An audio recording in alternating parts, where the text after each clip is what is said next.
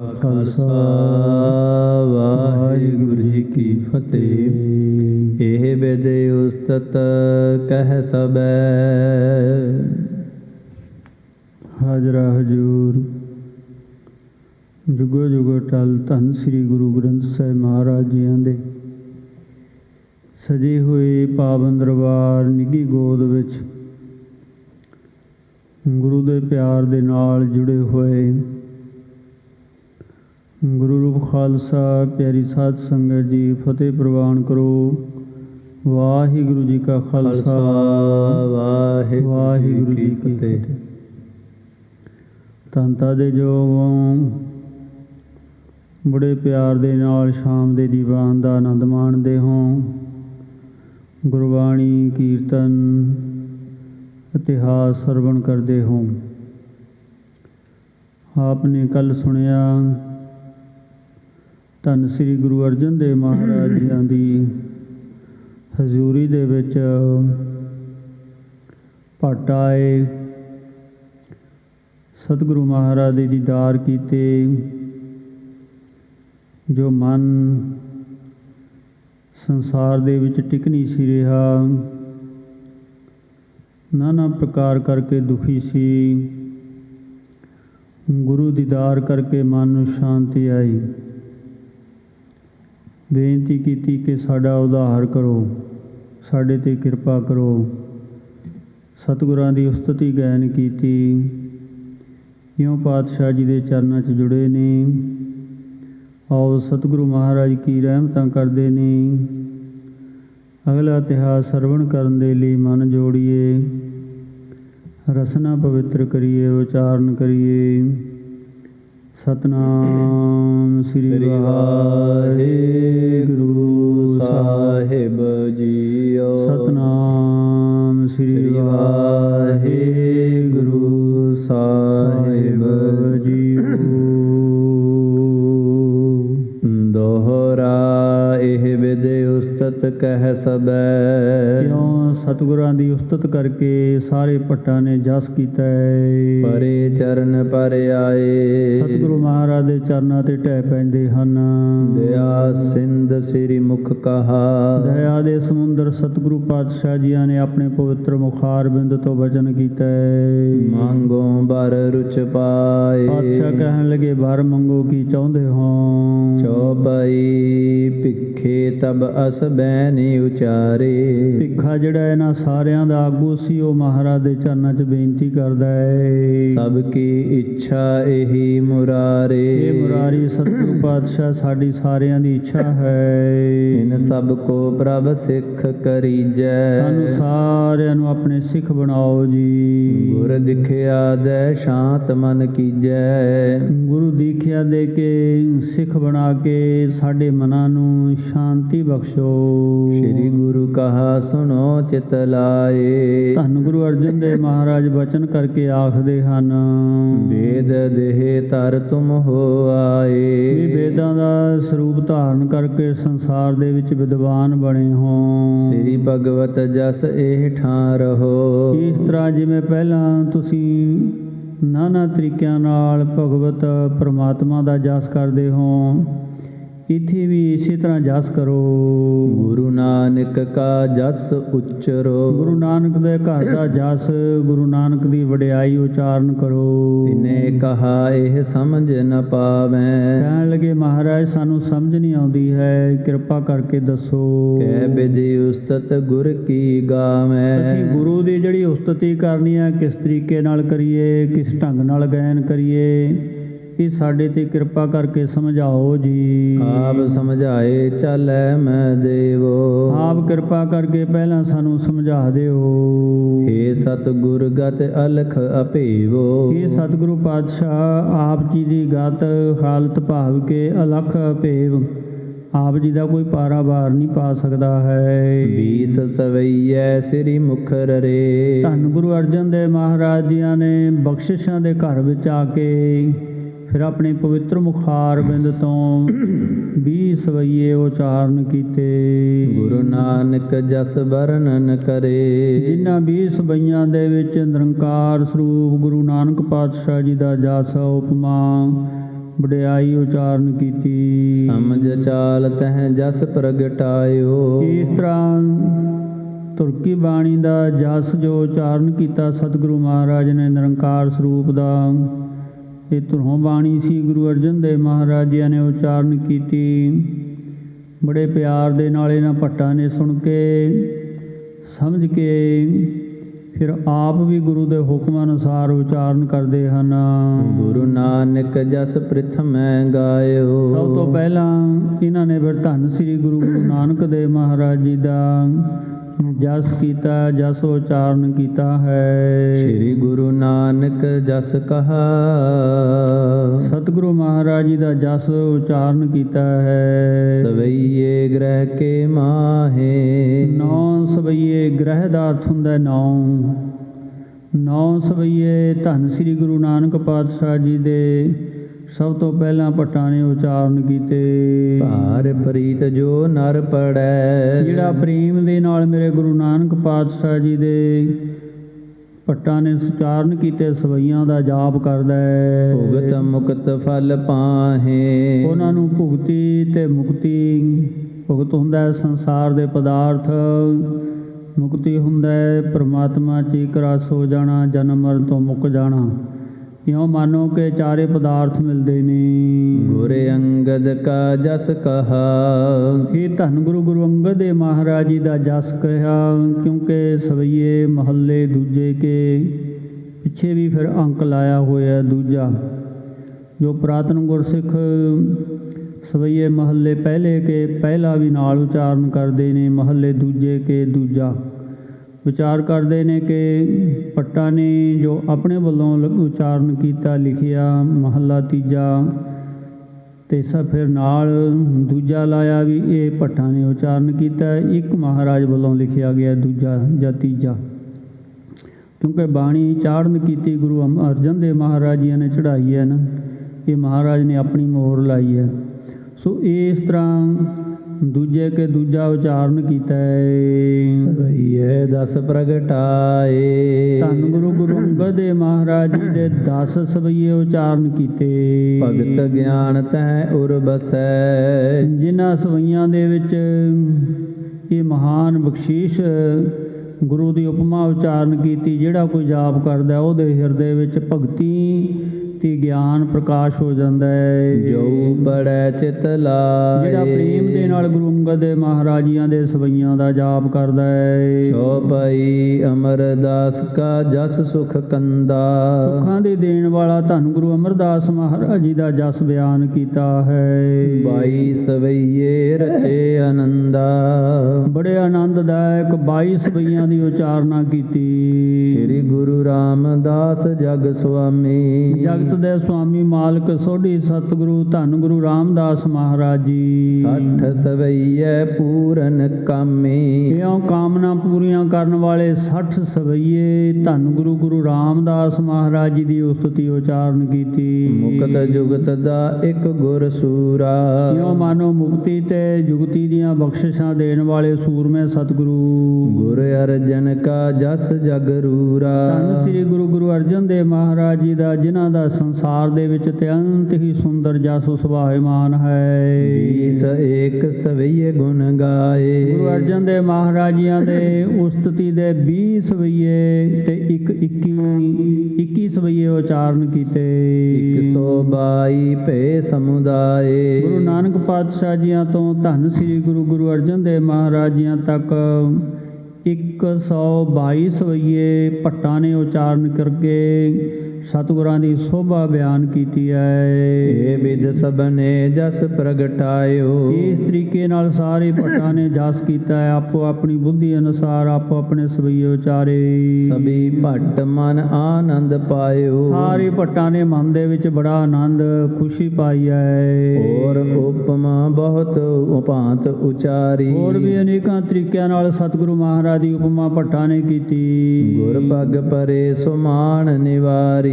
ਆਪਣਾ ਮਾਣ ਛੱਡ ਕੇ ਸਤਿਗੁਰੂ ਮਹਾਰਾਜ ਦੇ ਚਰਨਾਂ ਤੇ ਢਹਿ ਪਏ। ਪਏ। ਅਤ ਪ੍ਰਸੰਨ ਭਏ ਕਿਰਪਾ ਨਿਧਾਨਾ। ਕਿਰਪਾ ਦੇ ਨਿਧਾਨ ਖਜ਼ਾਨੇ ਸਤਿਗੁਰੂ ਮਹਾਰਾਜ ਬੜੇ ਖੁਸ਼ ਹੋਏ ਭੱਟਾਂ ਤੇ। ਲਿਖੇ ਸਵਈਏ ਗ੍ਰੰਥ ਮਨ ਮਾਨਾ। ਧੰਨ ਸ੍ਰੀ ਗੁਰੂ ਗ੍ਰੰਥ ਸਾਹਿਬ ਮਹਾਰਾਜ ਜੀਆਂ ਦੇ ਵਿੱਚ ਧੰਨ ਸ੍ਰੀ ਗੁਰੂ ਅਰਜਨ ਦੇਵ ਮਹਾਰਾਜ ਜੀਆਂ ਨੇ ਇਹਨਾਂ ਭੱਟਾਂ ਵੱਲੋਂ ਉਚਾਰਨ ਕੀਤਾ ਜਸ ਸੋਭਾ ਸਤਿਗੁਰਾਂ ਦੀ ਦਰਜ ਕੀਤੇ ਹਨ। ਅੱਜ ਵੀ ਆਪਾਂ ਗਾਇਨ ਕਰਦੇ ਹਾਂ, ਪੜ੍ਹਦੇ ਹਾਂ। ਮਨ ਇੱਛਤ ਸਭ ਕੋ ਵਰ ਦੀਨੋ। ਫਿਰ ਮਨ ਇੱਛਾ ਅਨੁਸਾਰ ਸਾਰਿਆਂ ਨੂੰ ਵਰ ਦਿੱਤਾ ਸੱਚੇ ਸਤਿਗੁਰਾਂ ਨੇ। ਕੀਨ ਸਿੱਖ ਭਰਮ ਤਨ ਕਾ ਛੀਨੋ। ਇਉਂ ਮਾਨੋ ਕਿ ਮਨ ਦੇ ਅੰਦਰੋਂ ਜੋ ਸੰਸਾਰ ਦਾ ਭਰਮ ਪਿਆ ਹੋਇਆ ਸੀ ਉਹ ਦੂਰ ਕਰ ਦਿੱਤਾ ਸਤਿਗੁਰਾਂ ਨੇ। ਦੋਹਰਾ ਬਾਰ ਬਾਰ ਬੰਧਨ ਕਰੀ। ਚਿੱਤ ਦੇ ਵਿੱਚ ਗਿਆਨ ਬਖਸ਼ਿਆ, ਭਰਮ ਦੂਰ ਕਰਕੇ ਰਹਿਮਤਾਂ ਕੀਤੀਆਂ।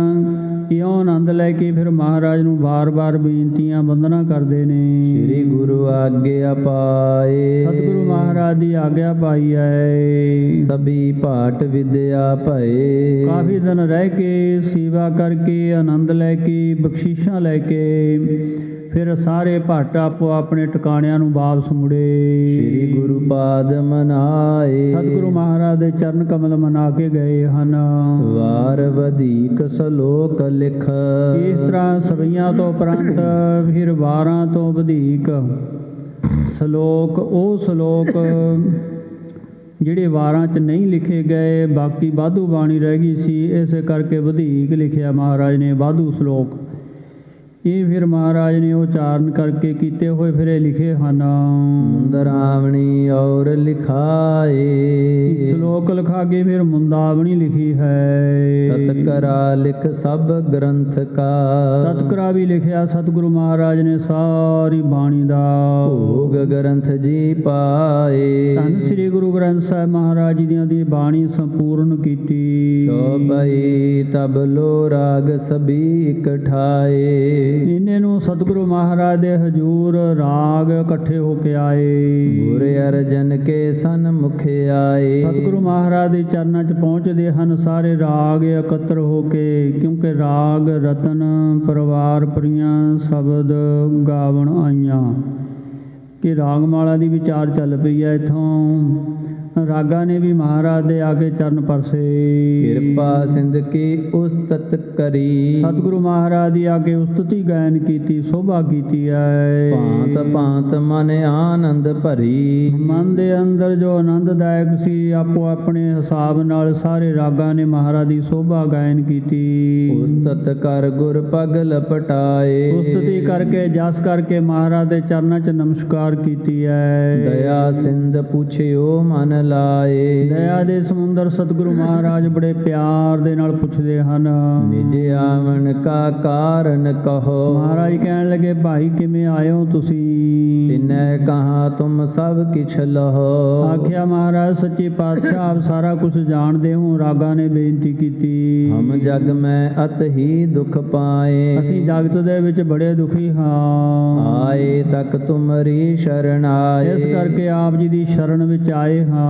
ਏ ਬਿਦ ਹਮ ਜਗ ਮੈਂ ਦੁਖ ਪਾਵੈ। ਇਸ ਤਰੀਕੇ ਨਾਲ ਅਸੀਂ ਸੰਸਾਰ ਦੇ ਵਿੱਚ ਦੁਖੀ ਹਾਂ। ਇਹ ਲੋਕ ਸਾਨੂੰ ਦੁਖੀ ਕਰਦੇ ਨੇ। ਪੁੱਤਰੀ ਸਾਥ ਪਿਤਾ ਨਰ ਗਾਵੈ। ਕੀ ਕਰਦੇ ਨੇ ਵੀ ਜਿਹੜੇ ਗਾਉਣ ਵਾਲੇ ਹਨ, ਕਿਉਂਕਿ ਰਾਗਾਂ ਦੇ ਵਿੱਚ ਪਿਤਾ ਹੈ, ਪੁੱਤਰੀਆਂ ਨੇ, ਪੁੱਤਰ ਨੇ, ਪਤਨੀਆਂ ਨੇ। ਕਹਿੰਦੇ ਰਾਗ ਮਿਲਾ ਦਿੰਦੇ ਨੇ, ਪੁੱਤਰੀ ਨਾਲ ਪਿਤਾ ਮਿਲਾ ਦਿੰਦੇ ਨੇ। ਔਰ ਮਨੁੱਖ ਸਾਥ ਸਸੁਰਾਰੇ। ਇਸ ਤਰ੍ਹਾਂ ਅਨੇਕਾਂ ਪ੍ਰਕਾਰ ਦੇ, ਜਿਵੇਂ ਸੱਸ ਸਹੁਰੇ ਨੂੰ ਇਕੱਤਰ ਕਰ ਦੇਣਾ, ਇਉਂ ਵੀ ਰਾਗਾਂ ਨੂੰ ਇਕੱਤਰ ਕੀਤਾ ਹੈ। ਭੂਤ ਮਾਤ ਕਰ ਹੈ ਇਕਠਾਰੇ। ਕਿਉਂਕਿ ਰਾਗਾਂ ਦੀਆਂ ਵੀ ਬੰਸਾਂ ਚੱਲਦੀਆਂ ਨੇ, ਬੰਸਾਂ ਉੱਧਰੋਂ ਉੱਧਰ ਹੀ ਆਉਂਦੀਆਂ ਨੇ, ਧੁਰ ਤੋਂ ਚਲੀਆਂ। ਜਦੋਂ ਆਪਾਂ ਰਾਗਾਂ ਦੇ ਗ੍ਰੰਥ ਪੜ੍ਹਦੇ ਹਾਂ ਸੰਗੀਤਕ, ਫਿਰ ਉਹਨਾਂ 'ਚ ਗੱਲਾਂ ਆਉਂਦੀਆਂ ਨੇ। ਸਤਿਗੁਰੂ ਮਹਾਰਾਜ ਵੀ ਇਹ ਬਿਆਨ ਕਰਨਗੇ। ਸੋ ਇਸ ਤਰ੍ਹਾਂ ਇਹ ਕਹਿੰਦੇ ਨੇ ਵੀ ਰਾਗ ਦੇ ਨਾਲ ਕੋਈ ਰਾਗ ਕਿਸੇ ਨੂੰ ਲਾ ਕੇ ਮਿਲਾ ਕੇ ਗਾਉਣ ਲੱਗ ਜਾਂਦਾ, ਕੋਈ ਕਿਸੇ ਨੂੰ ਮਿਲਾ ਕੇ ਗਾਉਣ ਲੱਗ ਜਾਂਦਾ ਹੈ, ਤੇ ਸਾਨੂੰ ਉਦੋਂ ਤਕਲੀਫ ਹੁੰਦੀ ਹੈ। ਸਮਝਨ ਪ੍ਰਾਤ ਸਮਾਮ ਧਿਆਨਾ। ਭਾਵ ਕਿ ਪੂਰੇ ਧਿਆਨ ਦੇ ਨਾਲ ਸਮਝਦੇ ਨਹੀਂ ਹਨ, ਅਸੀਂ ਦੁਖੀ ਹੁੰਦੇ ਹਾਂ। ਵਿਪਰ ਜਗਾ ਮੈਂ ਧਾਰ ਗੁਮਾਨਾ। ਜਿਹੜੇ ਕੋਈ ਗਾਉਂਦੇ ਨੇ ਫਿਰ ਉਹ ਹੰਕਾਰ ਵੀ ਕਰਦੇ ਨੇ ਸਾਨੂੰ ਗਾਉਣ ਵੇਲੇ। ਜਿਸ ਤਰ੍ਹਾਂ ਆਉਂਦਾ ਵੀ ਆ ਕੁਛ, ਲਿਖਤ ਵੀ ਆਉਂਦੀ ਆ ਕੁਛ, ਸੀਨੇ ਬਸੀਨੇ ਵੀ ਕਥਿਤ ਗੱਲਾਂ ਆਉਂਦੀਆਂ ਨੇ। ਜਿਵੇਂ ਸ੍ਰੀ ਰਾਗ ਹੈ, ਇਹਦਾ ਨਾਮ ਦੀਪਕ ਰਾਗ ਹੈ। ਕਹਿੰਦੇ ਦੀਵਿਆਂ 'ਚ ਤੇਲ ਪਾ ਕੇ ਬੱਤੀਆਂ ਲਾ ਕੇ ਰੱਖ ਦਿਓ, ਰਾਗ ਗਾਓ ਅਤੇ ਫਿਰ ਦੀਵੇ ਜਗ ਜਾਂਦੇ ਨੇ। ਮੇਘ ਰਾਗ ਹੈ, ਜਦੋਂ ਇਹ ਗਾਵਾਂਗੇ ਤਾਂ ਮੀਂਹ ਪੈਣਾ ਸ਼ੁਰੂ ਹੋ ਜਾਂਦਾ ਹੈ। ਇਸ ਤਰ੍ਹਾਂ ਇਹ ਰਾਗਾਂ ਦੇ ਵੀ ਬਹੁਤ ਜ਼ਿਆਦਾ ਟਿਕਾਣੇ ਨੇ। ਖਾਸ ਗੱਲ ਕੀ ਹੁੰਦੀ ਹੈ, ਜਦੋਂ ਆਪਾਂ ਰਾਗ ਦਾ ਗਾਇਨ ਕਰਦੇ ਹਾਂ, ਰਾਗ ਵਸ ਜਾਵੇ ਫਿਰ ਰਾਗ ਦਾ ਪੂਰਨ ਮੰਨਿਆ ਜਾਂਦਾ ਹੈ, ਪਰ ਰਾਗ ਵਸਦਾ ਨਹੀਂ ਹੈ।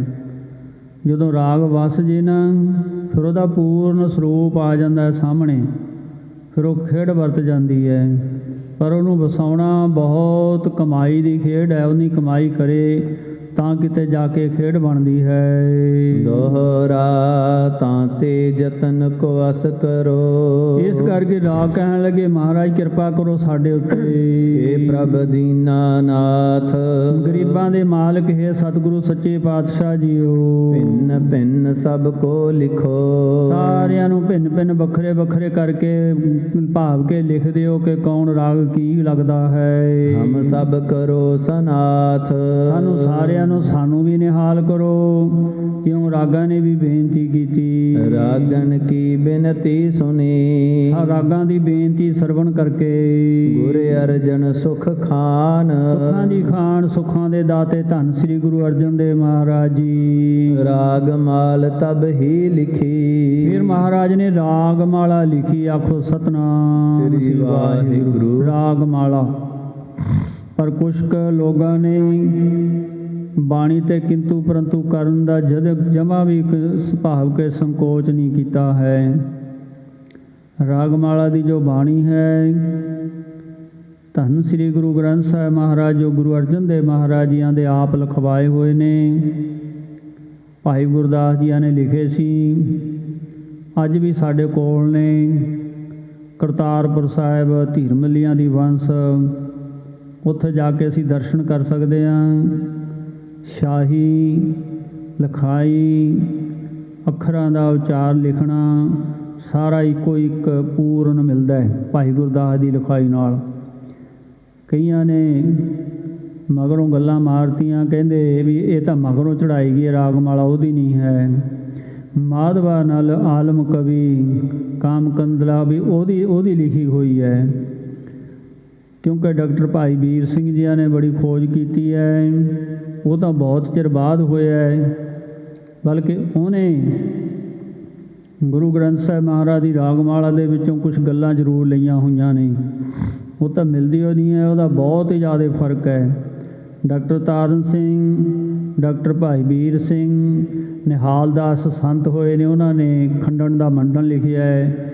ਇਉਂ ਬਹੁਤ ਪੁਸਤਕਾਂ ਨੇ ਜਿਹੜੀਆਂ ਇਹ ਗੱਲ ਸਿੱਧ ਕਰਦੀਆਂ ਨੇ ਰਾਗਮਾਲਾ ਸੱਚੇ ਸਤਿਗੁਰੂ ਮਹਾਰਾਜ ਦੀ ਆਪਣੀ ਬਾਣੀ ਹੈ। ਸਭ ਤੋਂ ਵੱਡੀ ਗੱਲ ਹੈ, ਜਿੱਥੇ ਰਾਗਾਂ 'ਚ ਬਾਣੀ ਦਾ ਉਚਾਰਨ ਕੀਤਾ ਹੈ, ਫਿਰ ਰਾਗਮਾਲਾ ਲਿਖਣੀ ਵੀ ਬਣਦੀ ਸੀ। ਕਿਉਂਕਿ ਜੇ ਕੋਈ ਪੁੱਛ ਲੈ ਵੀ ਰਾਗਮਾਲਾ ਤਾਂ ਤੁਹਾਡੇ ਗ੍ਰੰਥ ਵਿੱਚ ਹੈ ਨਹੀਂ, ਬਾਣੀ ਰਾਗਾਂ 'ਚ ਲਿਖੀ ਹੋਈ ਹੈ, ਕੀ ਸਵਾਲ ਜਵਾਬ ਹੈ? ਸਾਡੇ ਕੋਲ ਕੋਈ ਵੀ ਨਹੀਂ ਹੈ। ਇਸ ਕਰਕੇ ਮਹਾਰਾਜ ਨੇ ਆਪ ਰਾਗਮਾਲਾ ਉਚਾਰਨ ਕੀਤੀ ਤੇ ਲਿਖਵਾਈ। ਭੋਗ ਤਾਹੇ ਪਰ ਠਾਨ। ਫਿਰ ਰਾਗਮਾਲਾ ਪੜ੍ਹ ਕੇ ਹੀ ਭੋਗ ਪਾਈਦਾ ਹੈ। ਕਿਉਂ ਭੋਗ ਪਾਵੇ ਰਾਗਮਾਲਾ ਪੜ੍ਹ, ਤਾਂ ਕਿ ਪਾਪ ਜਾਹੇ ਸੜ। ਇਸ ਤਰ੍ਹਾਂ ਆਉਂਦਾ ਜਿਹੜਾ ਤੇਜਾ ਸਿੰਘ ਭਸੌੜੀਆ ਸੀ, ਉਹਨਾਂ ਨੇ ਰਾਗਮਾਲਾ ਨਹੀਂ ਪੜ੍ਹੀ ਸੀ, ਫਿਰ ਜ਼ੁਬਾਨ 'ਚ ਕੀੜੇ ਪੈ ਗਏ ਸੀ। ਪੜ੍ਹ ਕੇ ਦੇਖੋ ਇਤਿਹਾਸ। ਸੋ ਇਸ ਤਰ੍ਹਾਂ ਰਾਗਮਾਲਾ ਸਤਿਗੁਰੂ ਮਹਾਰਾਜ ਦੀ ਆਪਣੀ ਬਾਣੀ ਹੈ। ਗਿਆਨ ਸਿੰਘ ਬਹੁਤ ਵੱਡੇ ਵਿਦਵਾਨ ਕਵੀ ਆਪਣੇ ਰਾਗੀ ਹੋਏ ਨੇ, ਜਿਨ੍ਹਾਂ ਨੂੰ ਅਲਮਸਤ ਆਖਿਆ ਜਾਂਦਾ ਸੀ। ਉਹ ਰਾਗਮਾਲਾ ਦਾ ਕੀਰਤਨ ਕਰਦੇ ਹੁੰਦੇ ਸੀ।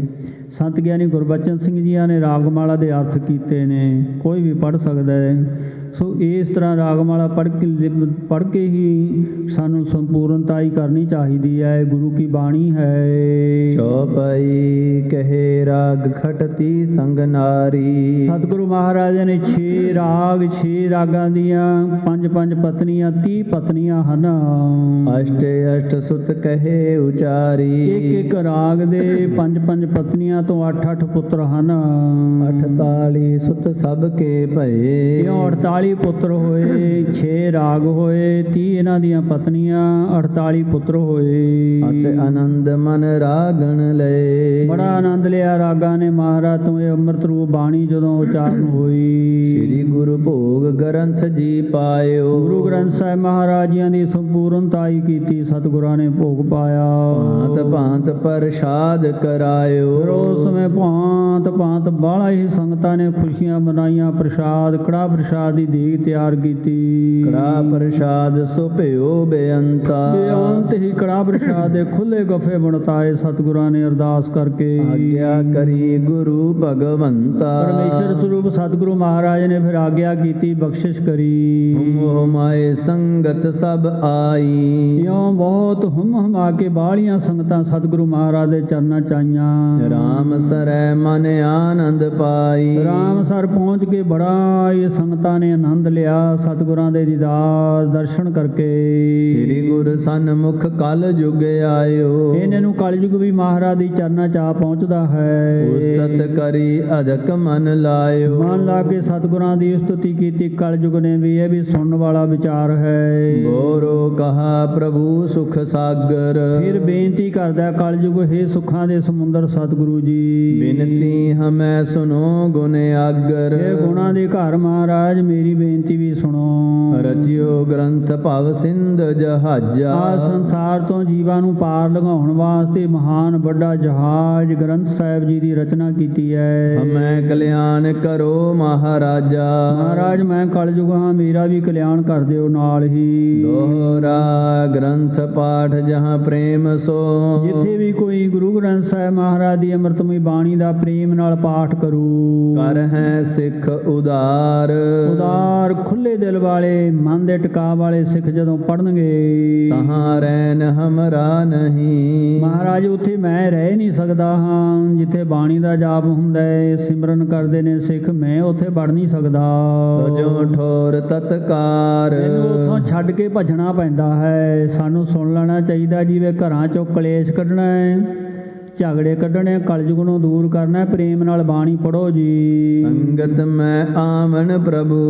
हे ਪ੍ਰਭੂ ਜੀ ਕਿਰਪਾ ਕਰੋ ਸੰਗਤ ਦੇ ਵਿੱਚ ਮੈਨੂੰ ਆਉਣ ਵਾਸਤੇ। ਕਿਸੀ ਕਾਲ ਹਮ ਦੇਹੋ। ਮੈਨੂੰ ਕੋਈ ਸਮਾਂ ਦਿਓ ਨਾ, ਕੋਈ ਟਾਈਮ ਦਿਓ, ਮੈਂ ਵੀ ਸੰਗਤ ਦੇ ਵਿੱਚ ਆ ਜਾਇਆ ਕਰਾਂ। ਹੋ ਅਨਾਥ ਸ਼ਰਣੀ ਪਰਿਓ। ਮੈਂ ਆਪ ਜੀ ਦੀ ਸ਼ਰਨ ਪਿਆ ਹਾਂ ਜੀ। ਕਿਰਪਾ ਸਿੰਧ ਰਖ ਲੇਹੋ। ਕਿਰਪਾ ਕਰਕੇ ਮੈਨੂੰ ਵੀ ਰੱਖੋ। ਚੌਪਈ ਤਹਿ ਬਿਨਤੀ ਸੁਨ ਸ੍ਰੀ ਗੁਰੂ ਬੋਲੇ। ਸਤਿਗੁਰੂ ਮਹਾਰਾਜ ਬੇਨਤੀ ਸੁਣ ਕੇ ਕਲਯੁਗ ਦੀ ਬਚਨ ਕਰਦੇ ਨੇ। ਸੁਨੋ ਕਲੂ ਤੁਮ ਬਚਨ ਅਮੋਲੇ। ਆਖਿਆ ਕਲਯੁਗ ਤੈਂ ਵੀ ਵਧੀਆ ਬੇਨਤੀ ਕੀਤੀ ਹੈ।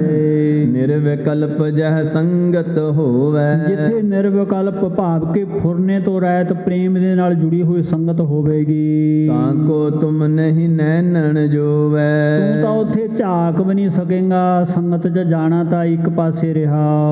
ਜਬ ਕੜਾਹਾ ਸੰਗਤ ਮੈਂ ਆਵੈ। ਜਦੋਂ ਭੋਗ ਪੈ ਕੇ ਸਮਾਪਤੀ ਹੋ ਕੇ ਦੇਗ ਵਰਤੂ ਸੰਗਤਾਂ ਵਿੱਚ, ਤੈਸ਼ਨ ਤੁਮ ਭੀ ਦਰਸ਼ਨ ਪਾਵੈ। ਤਾਂ ਉਸ ਸਮੇਂ ਤੂੰ ਵੀ ਸਾਡੇ ਦਰਸ਼ਨ ਕਰ ਸਕਦਾ ਹੈ। ਕੜਾਹ ਪ੍ਰਸ਼ਾਦ ਵਰਤਣ ਸਮੇਂ ਜਬ ਲਗ ਵਰਤਤ ਰਹਿ ਕੜਾ ਹੈ। ਜਿੰਨਾ ਚਿਰ ਕੜਾਹ ਪ੍ਰਸ਼ਾਦ ਵਰਤੂ ਤਬ ਲੋ ਵਾਸ ਕਰੋ ਤੁਮ ਤਾਹੇ। ਤਾਂ ਉਹਨਾਂ ਚਿਰ ਤੂੰ ਵਾਸਾ ਕਰ ਸਕਦਾ ਹੈ। ਭਇਓ ਪ੍ਰਸੰਨ ਕੱਲੂ ਮਨ ਮਾਹੀ। ਬਹੁਤ ਖੁਸ਼ ਹੋਇਆ ਕਲਯੁਗੇ ਬਚਨ ਸੁਣ ਕੇ। ਮਨੋ ਰੰਕ ਜਿਮ ਨੌ ਨਿਦ ਪਾਹੀ। ਮਾਨੋ ਇਹਨੂੰ 9 ਨਿਧੀਆਂ ਮਿਲ ਗਈਆਂ, ਕਿਉਂਕਿ ਆਗਿਆ ਮਿਲ ਗਈ ਅੰਦਰ ਵੜਨ ਦੀ। ਸ੍ਰੀ ਗੁਰ ਕੀ ਆਗਿਆ ਸਿਖ ਪਾਏ। ਇਹ ਪਾਗਿਆ ਪਾ ਕਰਕੇ ਕੜਾ ਪ੍ਰਸ਼ਾਦ ਲਗੇ ਵਰਤਾਏ। ਜਦੋਂ ਸਿੱਖ ਕੜਾਹ ਪ੍ਰਸ਼ਾਦ ਵਰਤਾਉਣ ਲੱਗੇ। ਸਮਾ ਜਾਣ ਕਲ ਯੁਗ ਤਹ ਆਇਓ। ਬਸ ਫਿਰ ਕਲਯੁਗ ਸਮਾਂ ਜਾਣ ਕੇ ਜਦੀ ਆ ਗਿਆ ਹੈ। ਦੇਖ ਪ੍ਰਭੂ ਮਨ ਮੈਂ ਮੁਸਕਾਇਓ। ਮਹਾਰਾਜ ਵੀ ਹੱਸ ਪਏ ਵੀ ਕਲਯੁਗ ਹੁਣ ਅੰਦਰ ਵੜ ਗਿਆ ਹੈ। ਕੜਾਹਾ ਸਾਥ ਕਲ ਯੁਗ ਚੱਲ ਆਵੇ। ਕਿਉਂਕਿ ਕੜਾਹ ਪ੍ਰਸ਼ਾਦ ਦੇ ਨਾਲ ਕਲਯੁਗ ਅੰਦਰ ਆ ਜਾਂਦਾ ਹੈ। ਸੰਗਤ ਮੈਂ ਗਉਗਾ ਪੜ ਜਾਵੇ। ਉਸੇ ਸਮੇਂ ਸੰਗਤਾਂ ਦੇ ਵਿੱਚ ਰੌਲਾ ਪੈ ਜਾਂਦਾ ਹੈ। ਅੱਜ ਵੀ ਆਪਾਂ ਦੇਖਦੇ ਹਾਂ ਸਾਧ ਸੰਗਤ ਜੀ ਕੜਾਹ ਪ੍ਰਸ਼ਾਦ ਹੁਣ ਹਰ ਟਾਈਮ ਵਰਤਦਾ ਹੈ ਅਤੇ ਸੰਗਤ 'ਚ ਵੀ ਹਰ ਸਮੇਂ ਰੌਲਾ ਪੈਂਦਾ ਹੈ। ਭਾਵੇਂ ਕੋਈ ਕਥਾ ਕਰ ਰਿਹਾ ਹੈ, ਭਾਵੇਂ ਕੋਈ ਕੀਰਤਨ ਕਰ ਰਿਹਾ ਹੈ, ਨਾਲ ਪ੍ਰਸ਼ਾਦ ਵੀ ਵਰਤੀ ਜਾਂਦਾ, ਨਾਲ ਗੱਲਾਂ ਮਾਰੀ ਜਾਂਦੇ ਨੇ। ਪਰ ਪੁਰਾਤਨ ਸਮੇਂ 'ਚ ਨਹੀਂ ਸੀ ਹੁੰਦਾ। ਦੀਵਾਨ ਲੱਗਦਾ, ਸਮਾਪਤੀ ਹੁੰਦੀ, ਅਰਦਾਸ ਹੁੰਦੀ, ਫੇਰ ਪ੍ਰਸ਼ਾਦ ਵਰਤਦਾ ਹੁੰਦਾ ਸੀ। ਅਸੀਂ ਹੁਣ ਕਲਯੁਗ ਨੇ ਮਾਨੋ ਘੇਰ ਲਏ। ਹੁਣ ਕਲਯੁਗ ਤਾਂ ਹਰ ਸਮੇਂ ਹੀ ਅੰਦਰ ਰਹਿਣ ਲੱਗ ਗਿਆ, ਕਿਉਂਕਿ ਕੜਾਹ ਪ੍ਰਸ਼ਾਦ ਹਰ ਸਮੇਂ ਵਰਤਦਾ ਹੈ। ਨਾਲੇ ਗੱਲਾਂ ਮਾਰੀ ਜਾਂਦੇ ਨੇ, ਨਾਲੇ ਰੌਲਾ ਪਈ ਜਾਂਦਾ ਹੈ। ਉਹ ਇਸੇ ਕਰਕੇ ਸਾਡੀ ਨਾ ਬਿਰਤੀ ਟਿਕਦੀ ਹੈ। ਨਿਰਵਿਕਲਪ ਕਲਪਨਾ ਤੋਂ ਰਹਿਤ ਅਸੀਂ ਸੰਗਤ ਦਾ ਆਨੰਦ ਵੀ ਨਹੀਂ ਮਾਣ ਸਕਦੇ। ਸੁਆਓ ਇੱਕ ਕਲਯੁਗ ਨੇ ਅੰਦਰ ਵੜਨ ਦੀ ਆਗਿਆ ਲਈ ਹੋਈ ਹੈ, ਅੱਜ ਵੜਿਆ ਹੋਇਆ ਹੈ। ਕੱਢਣ ਦਾ ਤਰੀਕਾ ਆਪਾਂ ਨੂੰ ਬਣਾਉਣਾ ਚਾਹੀਦਾ ਹੈ, ਪੁਰਾਤਨ ਇਤਿਹਾਸ ਪੜ੍ਹ ਕੇ, ਜਿਸ ਕਰਕੇ ਅਸੀਂ ਇਹ ਤੋਂ ਬਚ ਕੇ ਰਹੀਏ।